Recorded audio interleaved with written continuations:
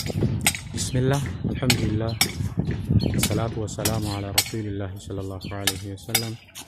السلام عليكم ورحمة الله وبركاته.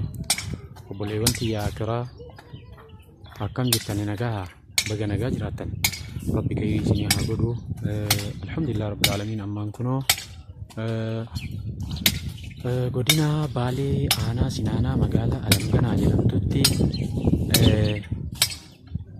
masjida ijaaramaatiin jiru hanga ammaatti sababa humna dhabuutiin kan yaadaan kunnee turre reef kunoo jalqabnee waan tokko godhutti jirra. Obboleeyyanti yaa warri argitan akka argitan kanatti waan tokko socho'uu hin dandeenye ammallee asumatti mul'atuudhaaf malee mallaqa waa harkaa hin qabnu. Asuma dhufnee bakkuma tana waa viidiyoo godhanna jechuudhaaf malee waa harkaa hin qabnu jechuu obboleewwanti yaa jira. Kanaaf inshaallah akka nu bira dhaabattan isiniin jedha.